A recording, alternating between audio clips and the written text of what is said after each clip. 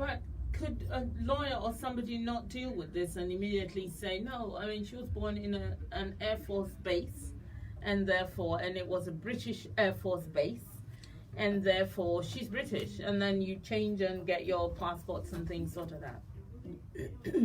I've applied for passports on 3 occasions. When I was advised that I could apply for a passport directly, I've made the applications and they've been turned away. They haven't refunded any money. They've just written back and said, I'm not British. What they're basing it on is that they're saying at the time of my birth, Daddy, because he came up from the Caribbean, he was a British subject at the time. Yeah. And when he was recruited, he was a British subject, but that was as the rights of a British citizen. When I was born, he was a British subject. St. Lucia became independent in 1978. Although he had nothing to do with St. Lucia at the time, he was living in the UK. They said he lost his British subject status and he became St. Lucian. When was this decided? After all of them hounding you and Yes. that's when they decided to make this? That's what they've always tried to say, that I was British by descent, whereas every document says I am British by birth, because any children born to military servicemen, wherever they were stationed, if they were recruited in this country, they should be treated as if born on British soil. So if I was born on British soil or treated as a British birth, anyone born before 1983, the 1981 Nationality Act came into force, and in 1983 it got implemented. Anyone born before 1983 on British soil was automatically British.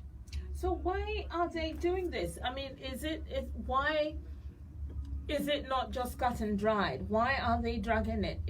I think no one wants to, because they've gone on with this so much. Everyone now looks at me as a record on a computer. So every application that's in, they would check and see what's on the computer. It's a copy and paste, it's a carry on.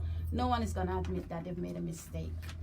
No one wants to accept that they've made a mistake. I've given them the documentation, the Home Office documents that say, regardless to what nationality your parent was, as long as they were recruited in this country and they were designated to work, you should be British by birth and not by descent.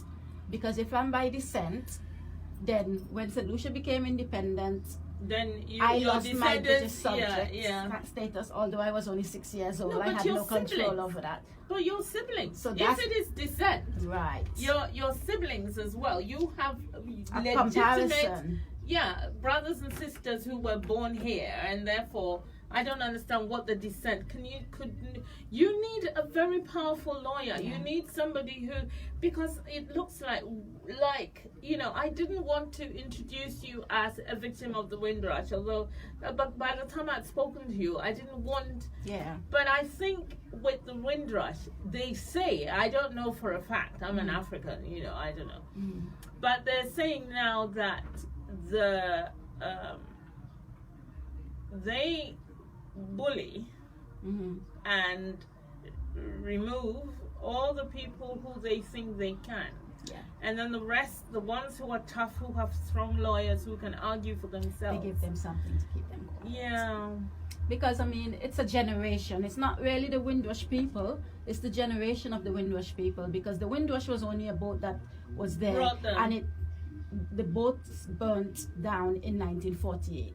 The boat made one trip and that was it. Oh, really? It was destroyed in 1948. I didn't even know So this. almost everyone after that is the Windrush generation. Yes. So not many people actually were on the Windrush boat. Yes. There are some of the older ones, but the children of those people and the little ones that came up, those are the that's why they say the Windrush generation. So my dad, when he came up, he didn't actually come on the Windrush boat. No. But he is of that generation. Anyone who came in before 1973 from the Caribbean, they class as the Windrush generation. My mother came up in 1952. as a 5-year-old. Okay. She was not on the Windrush either, because the Windrush was 1948. Okay. But my grandmother came around that era. Okay. So my grandmother left my mom as a baby, came up, and then someone else brought my mom and her brother and sister to my grandmother, and that was 1952. So that was 10 years before my father even came to this country. All right. So your father came when he was 15. My mom came when she was about 5 years old. Okay. So is it that when they came, they should have changed their passport to British? When they came, no, because they had British subject passports. British subject passports were issued by British authorities. Okay. So you were classed as a British citizen. You had the right of abode in this country.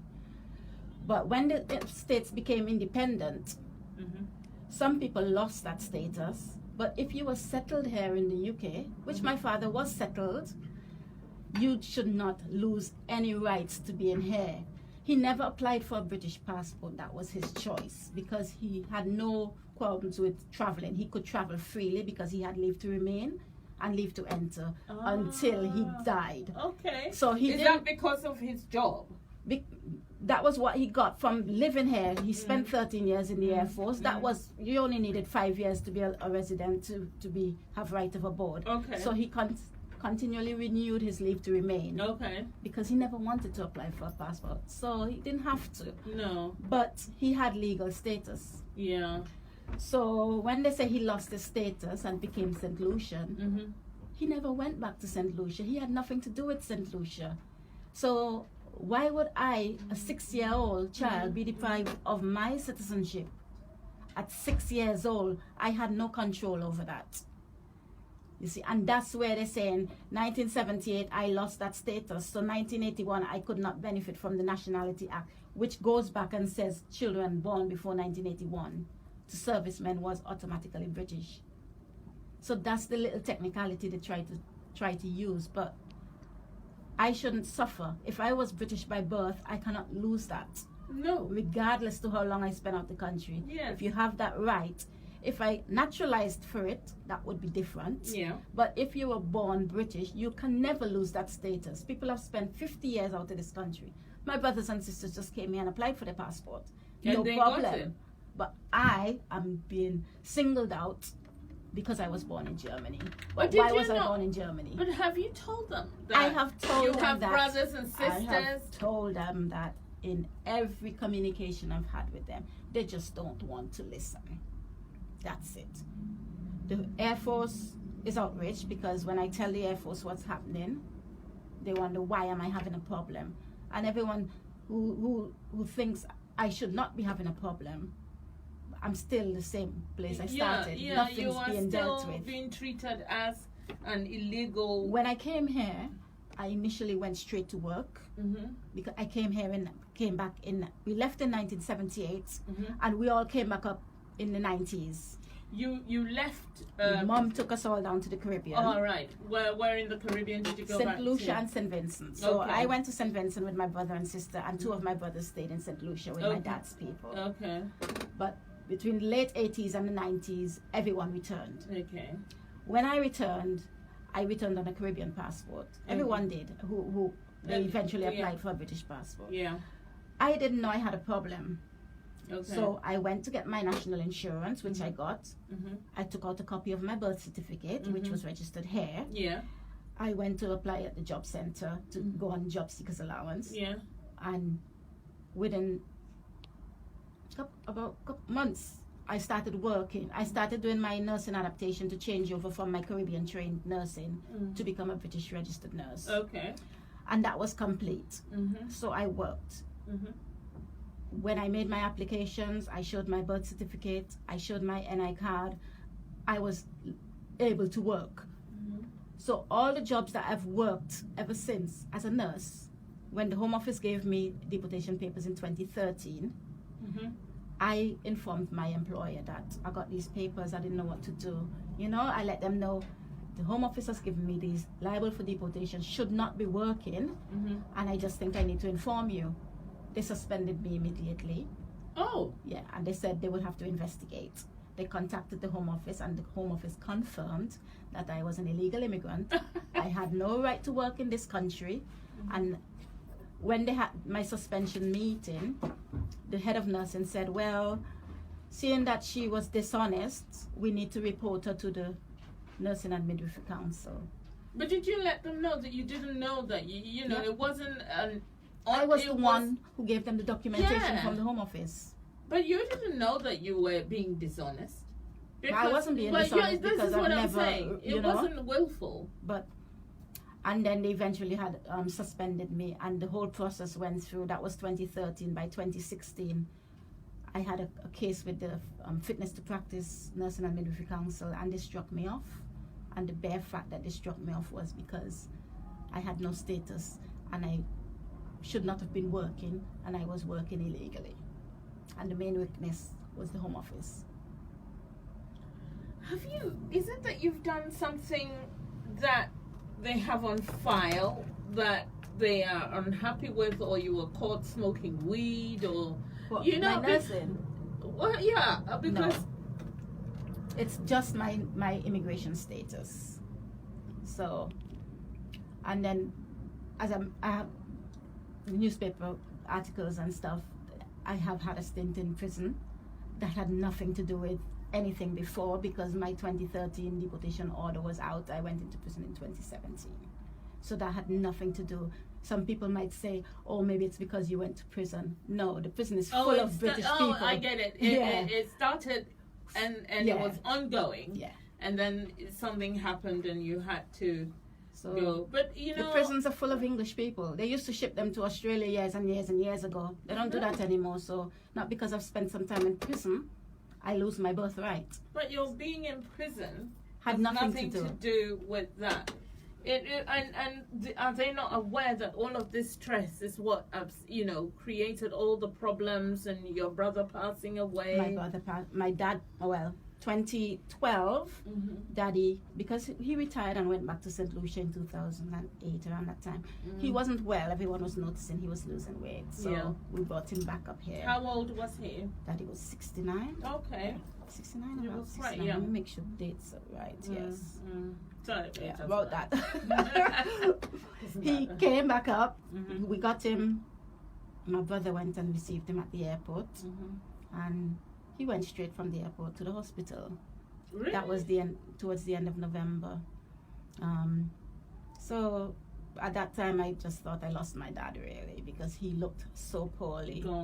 Went into hospital. They did tests and stuff, and his stomach was full of cancer. Oh, no. Couldn't do anything for him. So he ended up passing away less than 2 months. In 2 months. In January. Yeah. So I was with him when he passed away and everything. So, and then my brother never came to see him, because my brother was troubled. All this military and all my parents' separation and taking us back to the Caribbean, that really got to my brother. He always used to talk about that. Why did this happen? Why did mommy and daddy get split up? Or, you know, and why did they split us up as kids? Yeah. He always, and that last day I was speaking to him, that was just over a year after that he died. I had come from a night shift, and he was on the phone telling me all of this, and I said, I'm tired. I've been talking to you for 3 hours now. You said that. I need to go to sleep. You know, I said, I'll talk to you later. Because he was bad, and I said, okay. He was repeating himself. Yeah, so, and I was tired, I had to work that night. And, and that was it. And about a week plus later, my aunt called me and said, has anyone heard from your brother? And I said, not the last time I spoke to him was more than a week ago. She said, well, no one's heard from him over a week now. So I said, okay, we'll go and check his flat in Tottenham. And before I could get there, my aunt called and said, don't bother coming. They found him, he was dead in his flat. Over a week, so obviously around that time when I was speaking to him, that was it. He was having a very huge episode. Yeah, so that was it, and I lost my brother, and then I had to deal with that again. So Daddy's death, Raymond's death, immigration, everything. I couldn't cope. I couldn't manage. I started gambling. I started like withdrawing myself. I felt like a failure, you know, and that led me into my offending behavior. Yeah. I've put my hands up to that, you know. I've been punished for it. Yeah. So I've done my time. So But it's hard. People react differently to different situations, but that was my way of reacting. So, Yeah. but it was hard. Yeah, I can see that it was hard. I'm kind of, we shall play some music while we calm ourselves down because this is a strong one, and then we'll come back and talk some more. Yeah.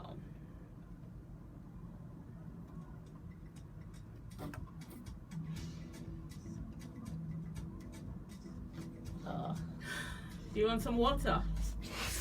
Yes, Oh, don't worry. I'll go and get it. That's like a story and a half. Yeah, I know. Oh my goodness, yeah. it's like It's making me feel weepy. oh, me too. It's like people just can't, when they respond like in the newspapers and stuff, they don't know everything. Yeah. They say, oh, she's a criminal, she should be deported, blah blah blah. You don't know everything. And some people have done worse than me.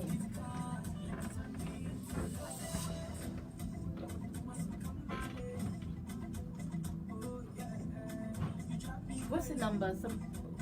People calling? People calling the number? What's the number, Exactly. What's the number if people want to call in? 0207. 0203.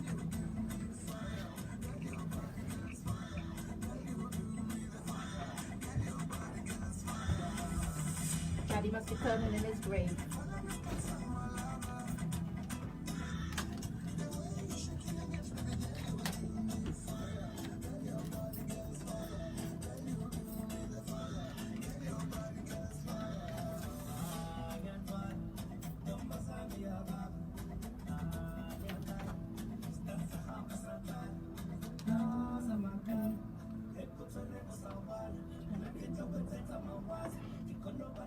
Is it that number?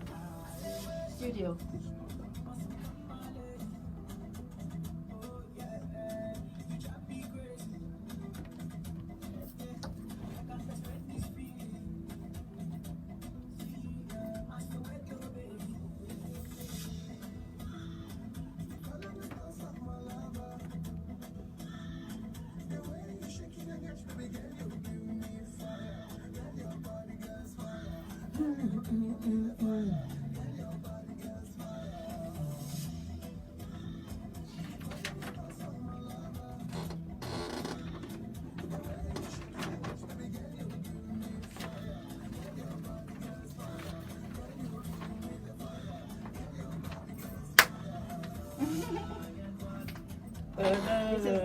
This is guidance for the staff in the home office, yeah?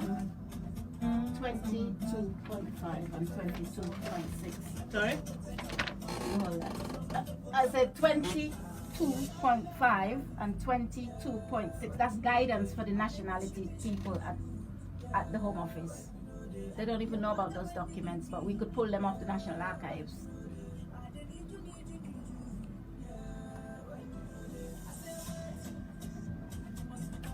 Do you want me to have a I'm coming.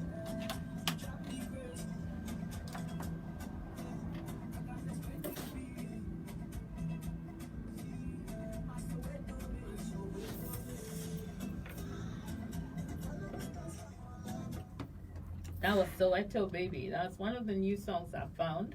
I thought I'd share it with you guys. Right, now, do you feel British, or have you been outside of this country and wondered, why are these people treating me nice? I might as well go somewhere. Yeah, the show, we're back on. You feel British? I feel deep inside that I am British, but I feel they're giving me a real hard time to accept me as British. So you feel destabilized and you feel hounded just to kind be of who you robbed of my nationality. I'm 45 years old and like I have no identity. Stateless. Yes. I've lived there so long, but still I haven't lived freely. Yes. So you are in a place where you feel like a prisoner, sort of. I'm hanging. I'm in limbo. Yeah. And for me right now, this fight is really for my kids now. Because I've lived my life most of my life, and I still have some years to go, but mainly I don't want my kids to go through it, because my son is 12, my daughter is 19. They were both born here, but they have no status either, because I have no status. The number to call is 0203 735 8820 or 0203 286 0185. If you are moved by what Sharon is telling us up to this point, if you want to mention something that you know happened to someone you know, if you feel like saying something, if you want to ask Sharon a question, 0203 735 8820 or 0203 286 0185. Now, British is a country. Britain is a country. Now, to be British within the country, to move freely about, is something that we all, I was born here. I went to Ghana, same way as you went to St. Lucia, St. Vincent, came back. I am here. I live, I work, I gave my birth to my children here. When I go away on holiday, after a week or two, I want to come back. I want my pillow, my bed, I want my life. I'm in control where I live. So if I'm being hounded or I'm being told I'm illegal, or, it just destabilizes one and makes you feel kind of out of place. And it's quite frightening. The way that you're saying it is giving me the chills, because genuinely, even though, in the situations happen, I say, ooh, I'm African and all of that. Yeah, but still, this is my country. I know where to get my spinach, my Scotch bonnet. I don't want to go anywhere else. This is where I live. So, in view of that, can you even make plans? Can you make plans of, like, next year I'm going to go on a trip to, you know how people go on the boat trip, they're going to do this. And, next year I'm going to go to Japan. And no plans, no future plans at all. This has been since 2013. It's been before that. So for all these years, you are totally destabilized. I've left the country 4 times and went back home. But this is when you were young. No, when I was an adult too, when they were saying that I had no status, but they've always allowed me back in. So that's why I've never realized, like, if they had stopped me at the borders and say, oh, you're an illegal immigrant, then I would have been more aware. But 2013 was the first time they gave me deportation paperwork. So all the times I left and came back, I always kept my birth certificate and my passport. So I don't know if that's why no one ever really made an issue of me coming back in. But I've never had a problem coming back in. But since then, I haven't traveled since 2007. So, because when my son was born, I took him down when he was 6 weeks old. It's easier home to get some support. And I came back up with him when he was a year. No problems at the border. But all of a sudden, I went to pick my daughter. I took my daughter down when she was 5 years old, because I wanted her to do, the schooling system is better overseas or back in the Caribbean, in Africa sometimes. And when I came, I wanted to bring her back up when she was 15. That's when they issued me the paperwork. Because when I went to pick her up at the airport, they detained me. You were here, and I you went to pick her up at the just airport. to pick her up. Took the day off work, went to pick her up, was waiting for about 6 hours, and then they called me on the tannoy. I went, and the officer said, we're detaining you. For what? I have no right to be in the country. I'm liable for deportation. They took me back. They took me to the detention center. Gosh. But on the way, I was just doing my nervous laugh. That's what I do when things really bad. I just can't believe it. So I just laugh and shake my head. And the officer said, what's wrong? And I said, I can't believe, because my dad was serving this queen, that I'm being detained and I'm an illegal immigrant. So the officer said, okay, when we get to the detention center, I told him all my brothers and sisters were born here.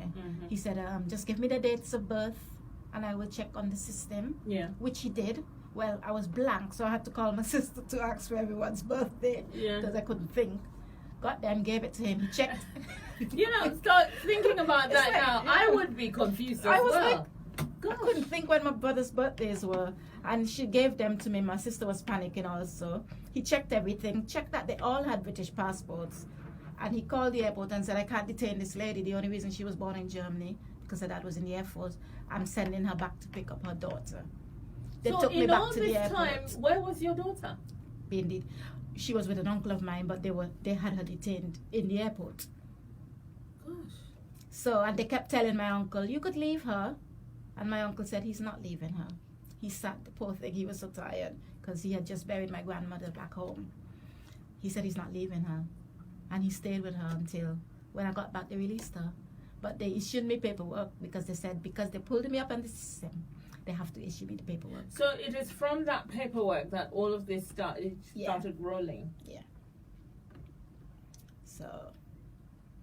How do you feel now? Do you feel betrayed a little bit? Do you feel I do feel insulted. Yes. Because I think we were so proud of Daddy going into the Air Force. Yeah. And that's a proud thing. It is, indeed. November the 11th comes and you're so proud to wear your puppy. And, I don't. Because that's the worst thing that happened in my life. Yeah. For him to be in the Air Force and for me to be born in Germany. But do you not say this to them, though? They don't care. They don't care. Certain people do care because one or two people sometimes you speak to on the phone, they do care. These institutions, these government offices, they might have 10 people. 2 of them would be very good people. But they're faceless, though, because these days you have to write emails, you have to write letters. You do not see the people that you're dealing with. Gosh.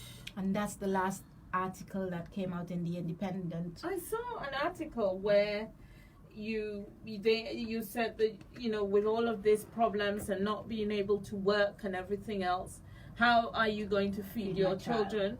And somebody said that you should go online and look for charities. That was her response to me. Yep. I said it's okay that I'm an adult, but my 12-year-old child, why should he be starving? Why should he be suffering? And she said, well, there's nothing, you can't work, you can't claim benefits, you'll have to go online and look for some charity help. So, we have lawyers in this radio station who come.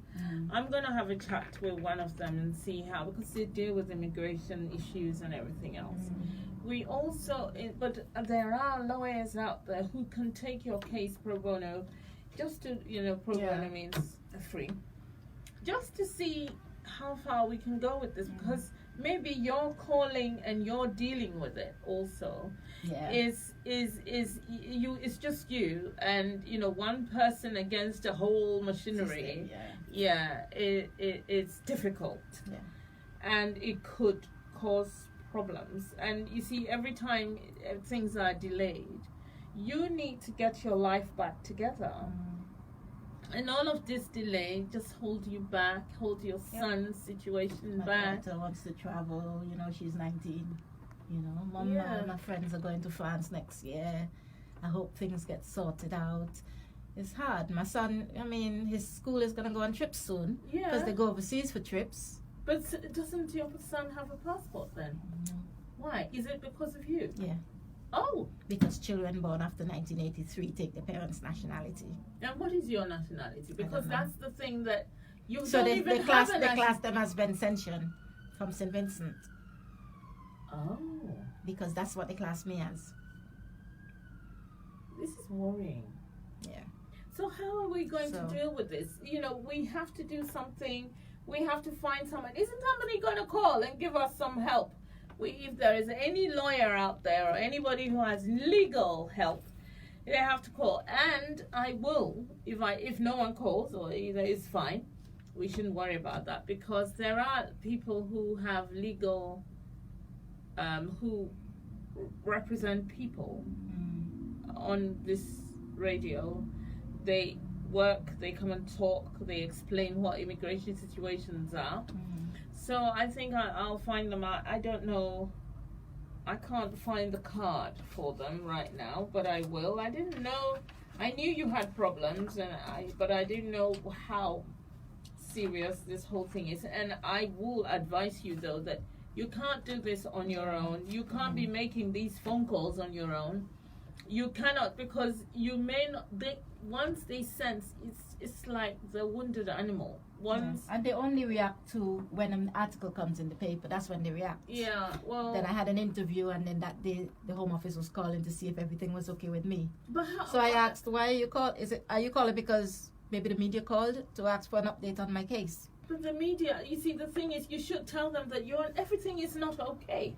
It is not okay because you feel persecuted, you feel hounded, you feel bullied, and basically, things are not right. We're going to play another piece of music I discovered the other day, and then we'll come back, wrap up, and find possible ways to deal with this horrible situation.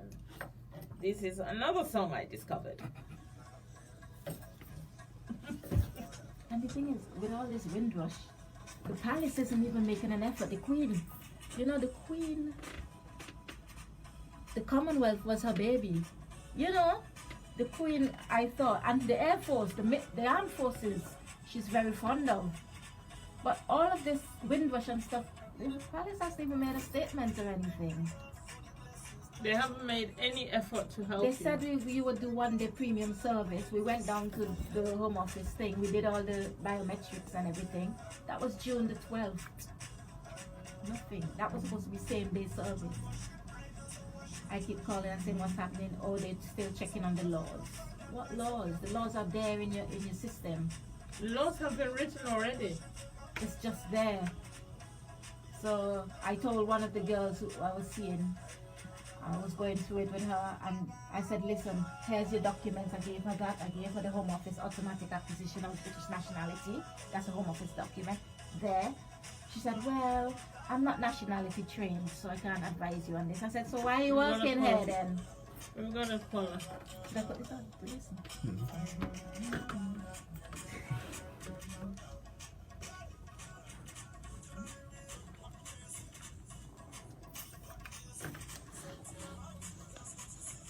It's not even working. PC2.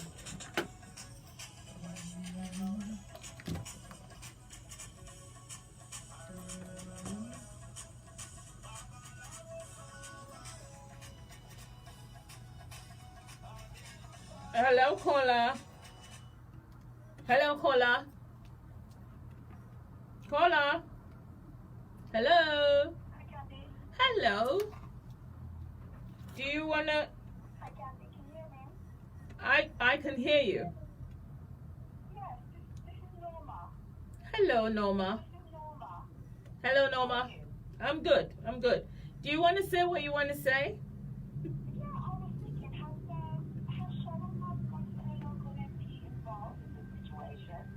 I have. I've done that over 2013 when I first got the deportation order, and she did contact the House of Commons and the immigration minister and everything, and she just got a response from a book in the House of Commons about nationality, which was a general response about nationality, not my individual circumstance. And then last couple of months again, she got in touch with the Minister of Immigration, and he responded to her by saying, we will try and consider me under the Windrush scheme. So I was referred to the Windrush scheme, and I'm waiting on that now. I met with the Windrush task force on the 12th of June, and I'm waiting for a decision to this day. So is that with your local MP? Yes, no, I personally had to go to the Home Office because that was the order from the MP of Immigration, the Minister of Immigration. He said he would refer me. So they did the referral to the Windrush. Windrush called me. They organized an appointment for me, and I went in.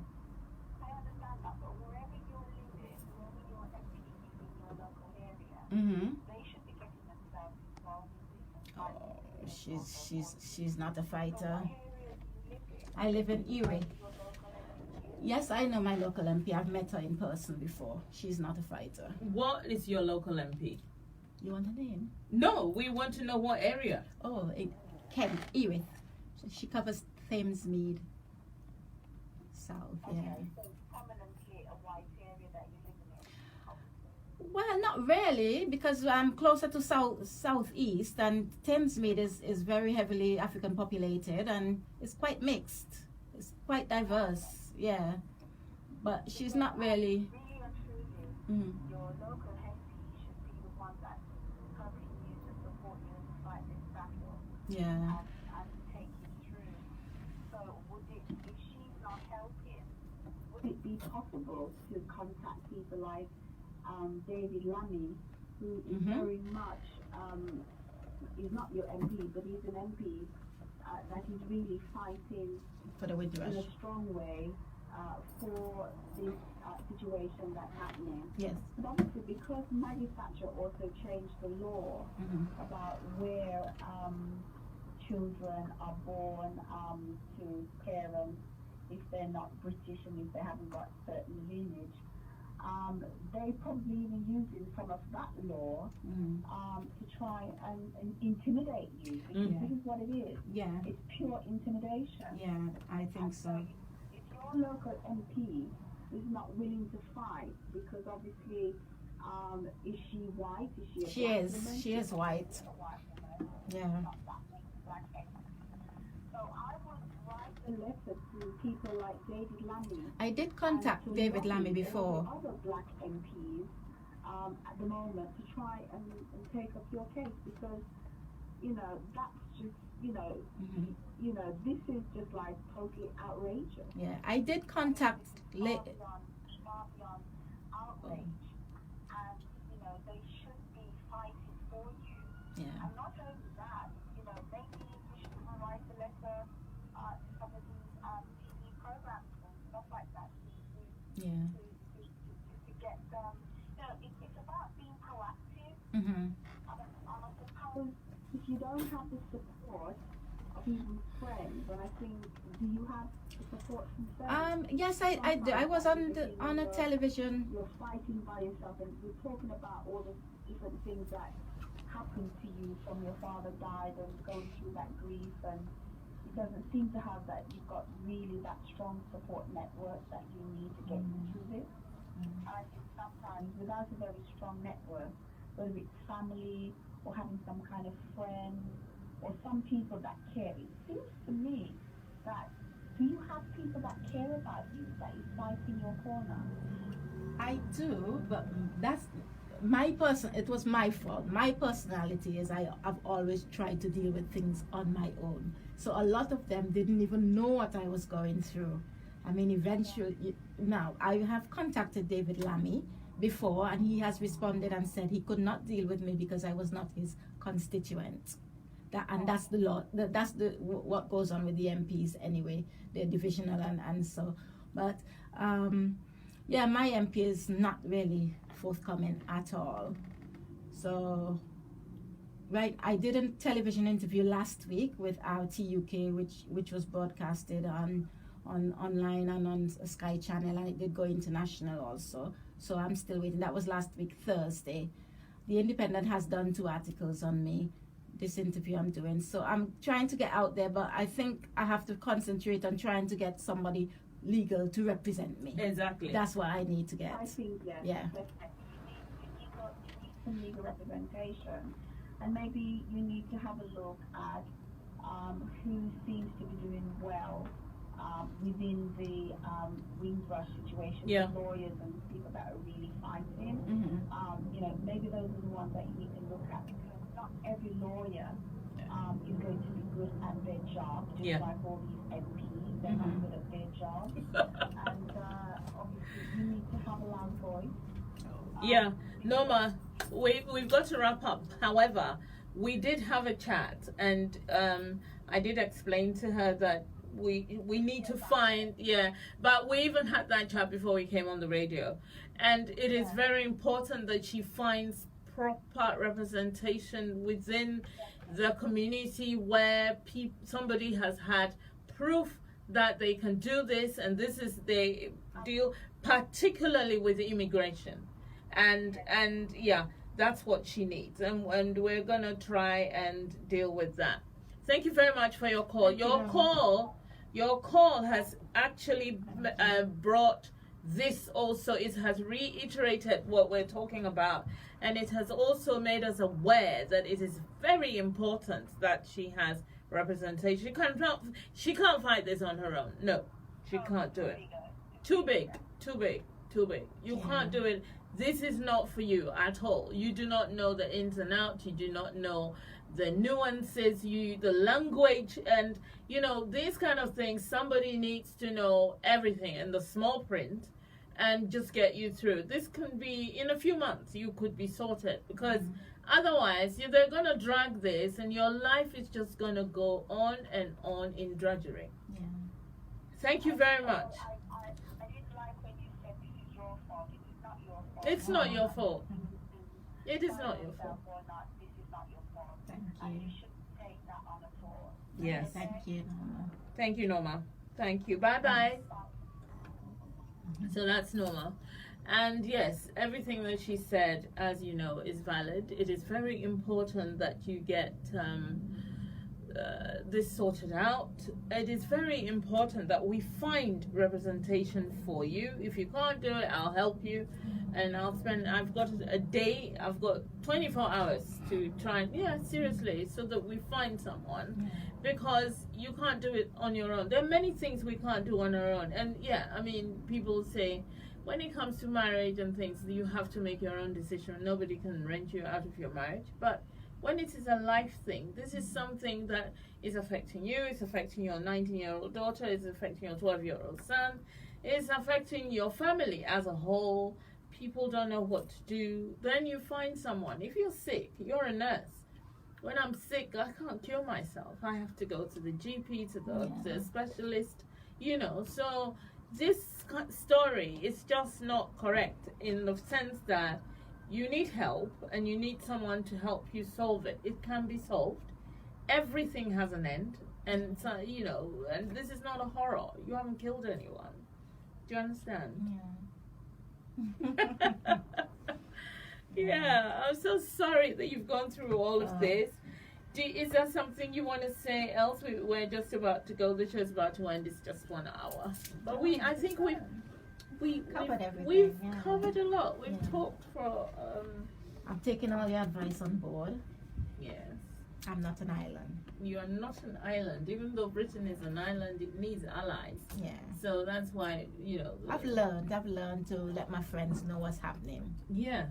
Because I have quite good friends. You do. Yeah. So it's just because I wasn't letting them in. But now they're there. I haven't lost any friends, so everyone's there. So yeah. No, it's important. It's not even friends. The issue, friends who can help. That's what you need. yeah. But if you have friends who are there for you but cannot help, that's also fine. You just have to go to a lawyer. You can go with your friend sitting beside you, so that if there's a point that something that they need to help you with, or something that you see, when you are in trouble, I find that when you are in trouble, You realize and also you realize that you can't deal with everything. You become overwhelmed with your issue that you forget. It's like when you went to the airport and the person, asking you the ages. I know my brother's birthday ages, but if I'm in trouble just now and you ask me, even my children, the ones I gave birth to, I may not be able to remember their birthdays. So it's the same thing. You need help, and you need someone to kind of help you with the situation. And I'm glad we had this chat. I'm glad you came on the show. Thank you very much. It's an eye-opener. And it's an eye-opener for everyone else out there who may have a problem that they don't realize that they need help. Look, if you are having problems with debt, even water bill, your electricity bill, if you are overwhelmed with a situation, please call someone, ask someone for help. It is not shameful. We're all broke. and yet we're living, you know. So how do you do it? How does someone solve their problem? You need help. You need constant help. Thank you very much for coming on the show. Thank you for having me. Thank you all listeners, people on the radio and that. Facebook people, we will have a little bit more of a chat before we go. But everyone else, thank you so much for listening. And this is a serious thing. It's quite sad. It's very disturbing. However, there is help. It is out there and you will get help. And if you're in the same boat or you know someone in the same boat, seek help. We have some lawyers, but the flyer is not here. But next week when I come, I will name them and I will invite people to seek them. Okay? So thank you very much for this show. I'm glad people listened. And I'm just gonna go now. It's so sad. I can't even turn this thing. There. The news fast. Yeah, it did, didn't it? Thanks, Layla,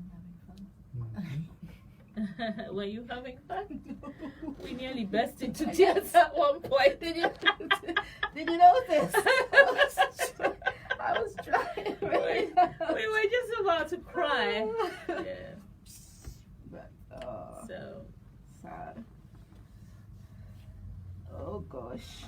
See what happens. don't worry, we'll find you someone.